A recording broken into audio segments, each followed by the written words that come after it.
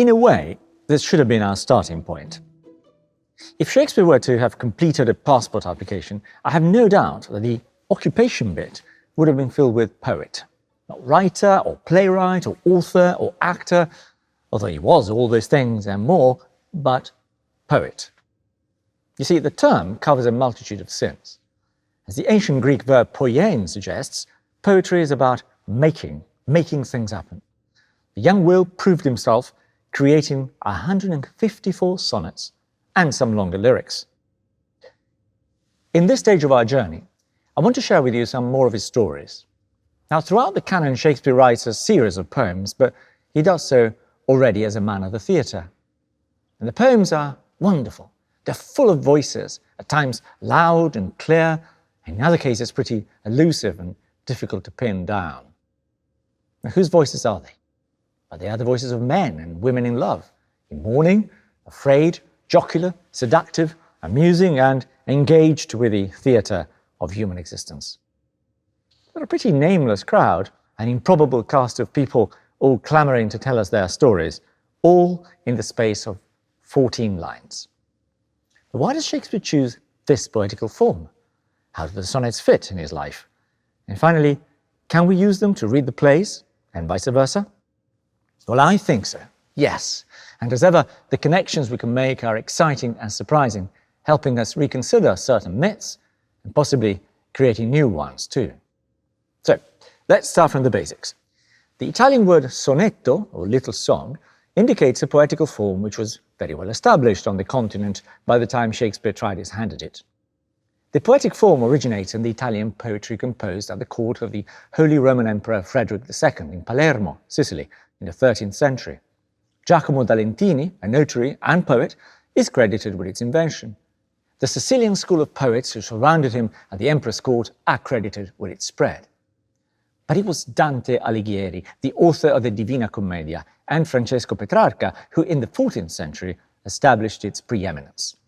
So 2 centuries later, English poets such as Thomas Wyatt, Philip Sidney, and others brought the sonnet form back to England. It's a perfect example of very successful cultural appropriation. Shakespeare must have been well aware of poetry as a means to penetrate the establishment and find patrons ready to subsidize his acting career in London. And just as he did with his dramatic work and his dramatic sources, Shakespeare makes the form his own. Where his predecessors or contemporaries mostly used the sonnet as a formal poetical composition in which a male poet praises his beloved, Shakespeare widens its scope. The form remains the same: 14 lines, 3 quatrains, and a rhyming couplet at the end. Sonnets are often arguments, and the sonnet form lends itself to that. So the first 4 lines form an idea, which is then developed in the next 4. Then, on line 9, the volta, or a turning point, in which the argument is often, but not always, turned on its head. Finally, a rhyming couplet reaches a conclusion. So, within the poem, we have a kind of internal debate, which is perfect to add a sense of conflict, intellectual sparring, and drama. Of course, no other poetical form, in my view, can achieve such concision, precision, and surprise. Oh, and then the meter. Iambic pentameter. 10 syllables in each line, every other syllable stressed.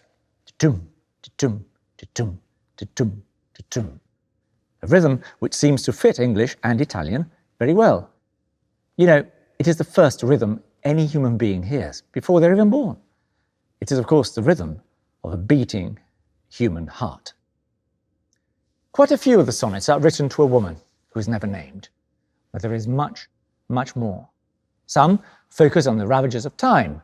Others are written to a mysterious dark lady. Some to a young man who seems to have broken the poet's heart, or for a young man who seems reluctant to marry and have children. Some deal with the nature of sex, or poetry, and the nature of writing itself. It is a revolution in 154 poems. But what is new about them? Well, quite a few things. Firstly, the poems are deeply personal, and they feel rooted in actual human experience. Now, like the plays, a sonnet by Shakespeare is an artificial composition which still manages to sound true to itself, to create a self-contained reality, a mini-world which tells a story concisely and precisely. Second, the people to whom the poems are addressed feel real. They're not symbolic objects of adoration like Dante's muse Beatrice or Petrarca's equivalent, Laura. Although they have no names, they are much more believable as breathing, feeling human beings. They are people we've all met, people we've all resented or desired, befriended, or lost forever.